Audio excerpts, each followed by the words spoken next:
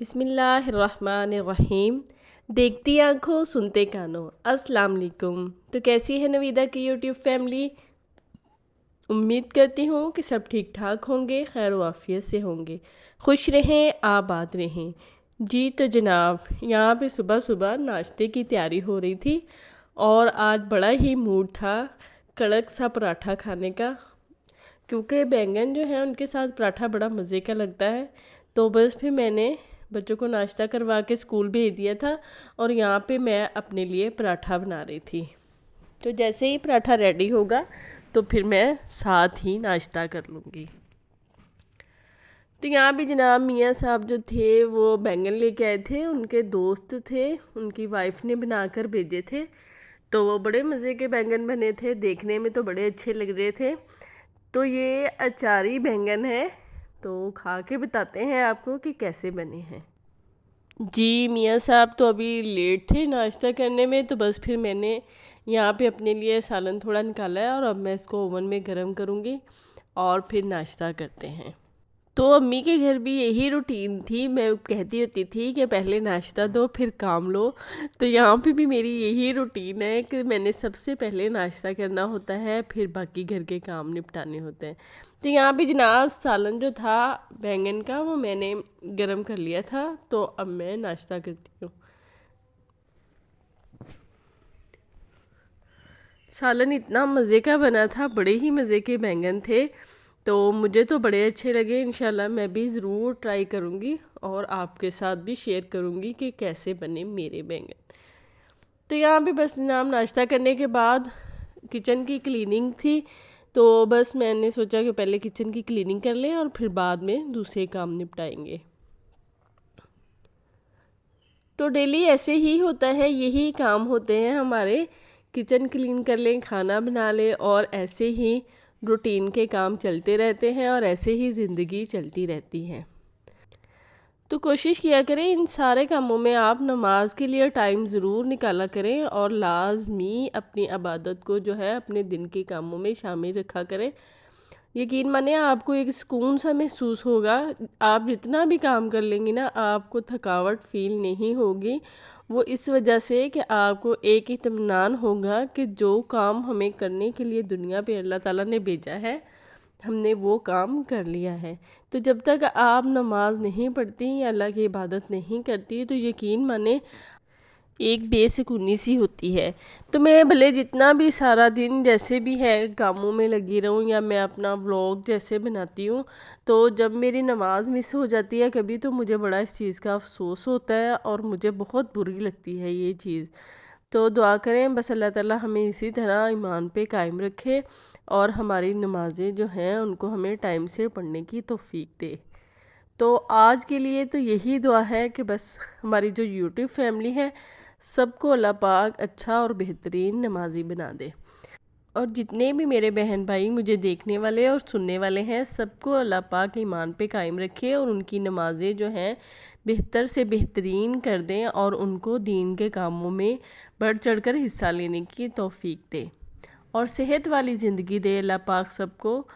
और आप सब मेरी सिस्टर के लिए भी बहुत दुआ कीजिएगा, अल्लाह उनको सेहत वाली ज़िंदगी बस दे। बर्तन वगैरह धोने के बाद फिर मैंने सिंक को क्लीन किया और फिर मैं अब जो है शेल्फेज वगैरह साफ़ करूँगी।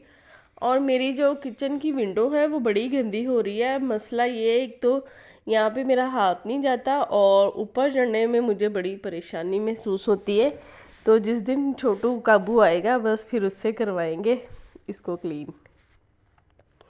तो यहाँ पे देखिए जनाब सारी जो थी शेल्फें वगैरह मैंने साफ़ कर ली थी। अब जो डस्टर है उनको क्लीन करके तो मैं सूखने के लिए रख दूँगी।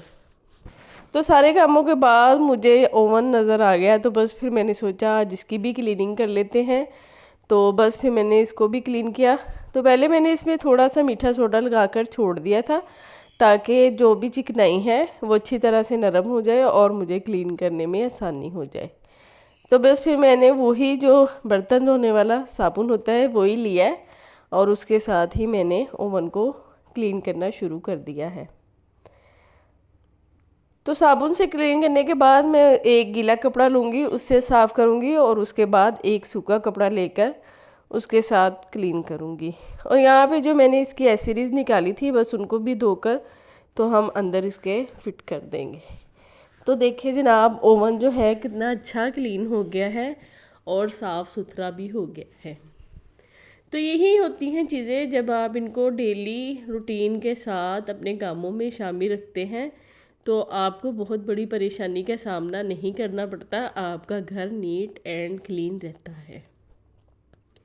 ऐसी बात नहीं है कि चीज़ें मैली नहीं होती, चीज़ें मैली होती हैं। ज़ाहिर है जब आपने उन पे वर्क करना है तो उन्होंने गंदा भी होना है और बिखेरा भी होना है, लेकिन यहाँ पर आपने क्या करना है, आपने क्लीनिंग का ख़ास ख्याल रखना है। जैसे जैसे आपको टाइम मिलता है आप क्लीनिंग करती रहा करें। ये ज़रूरी नहीं है कि आप सारे दिन की जो है क्लीनिंग एक ही दिन में कर लें। सारा किचन आपने एक दिन में ही करना है। आप शिफ्टिंग में कर लें, आप प्लानिंग कर लें कि आज मैंने क्या काम करना है, तो बस आप उसके मुताबिक ही अपनी क्लीनिंग करें। तो यहाँ पे जनाब मैं बना रही थी हलवा, तो हलवे के लिए मैं बराबर की ही चीनी लूँगी और बराबर की ही सूजी। जैसे 1 कप सूजी और 1 कप चीनी ली है और यहाँ पे मैं 2.5 कप जो है वो पानी डालूँगी। तो ये जो है मैं चाश के लिए पानी बना रही हूँ, तो बस इसमें हमने चीनी ही मेल्ट करनी है। तो जैसे ही चीनी मेल्ट हो जाएगी तो मैं चूल्हा जो है ऑफ़ कर दूँगी। तो इसको बहुत ज़्यादा पकाने की ज़रूरत नहीं है कि आपने कोई इसकी थिक सी चाशनी बनानी है, बस आपने चीनी मेल्ट करनी है। और दूसरी साइड पे कढ़ाई जो थी वो गर्म हो गई थी, तो उसमें मैंने ऑयल डालना है और फिर मैं इसमें सूजी डालूँगी। तो पानी जो मैंने बॉयल होने के लिए रख दिया था उसमें मैंने चीनी डाल दी है, तो वो पकता रहेगा। तो जैसे ही चीनी मेल्ट होगी तो बस मैं चूल्हा ऑफ़ कर दूँगी। यहाँ पे देखिए जनाब, इसमें मैंने डाला है ऑयल। तो ऑयल भी तकरीबन 1 कप के करीब ही जाएगा इसमें।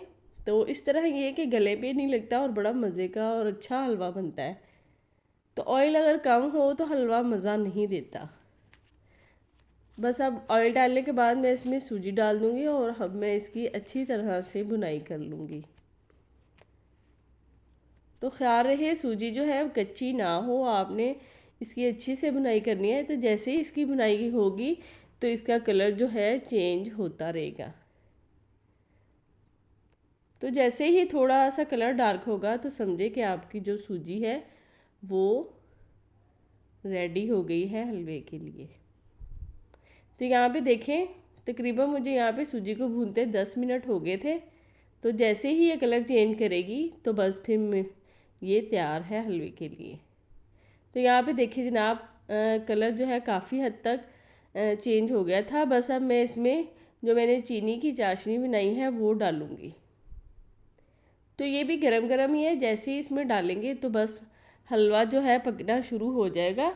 और थोड़ी बहुत अगर चीनी रह भी जाए जैसे नीचे, तो आपने परेशान नहीं होना, तो बस आपने डाल देना है, वो मेल्ट हो जाएगी। तो मुझे ऐसे बनाने में आसानी लगती है और ऐसे बनाना मुझे अच्छा भी लगता है। और अगर आप ज़्यादा सूजी बना रही हैं, ज़्यादा हलवा बना रही हैं, तो आपने क्या करना है, सूजी को पानी में डाल देना है बजाय कि पानी को उठाकर सूजी में डालें। तो यहाँ पे साथ ही मैं बना रही थी चिकन और अरवी का सालन। तो बस मैंने उसकी भी बुनाई की और सालन भी मेरा रेडी हो गया था। तो इसी तरह होता है, दोपहर में तो सालन भी बनना होता है, तो दोनों काम साथ साथ होते रहते हैं।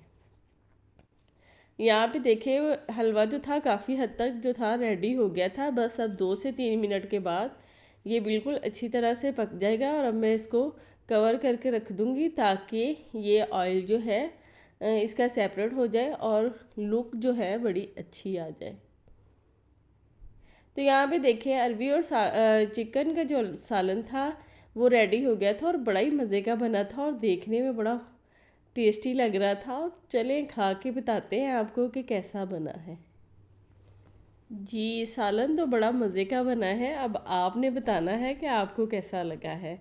और देखिए जनाब, हलवा जो है 2 मिनट के बाद मैंने दम जो है इसका खोला है, तो देखिए कितना अच्छा रेडी हो गया है और देखने में कितना खूबसूरत लग रहा है। और देखिए ऑयल जो है इसके साइडों पे किस तरह से सेपरेट हो गया है। तो बस यही निशानी होती है कि आपका हलवा जो है बड़ा अच्छा और दानेदार बना है। तो आपने भी इसी तरह से बनाना है चाशनी वाला हलवा। एक तो जल्दी रेडी हो जाता है और दूसरा ये है कि बिल्कुल सही बनता है। यहाँ पे देखिए जनाब, हलवा जो था रेडी हो गया है। अब मैं इसको डिश आउट करूँगी और आपको मैं इसकी फ़ाइनल लुक दिखाऊंगी कि कैसा लग रहा है।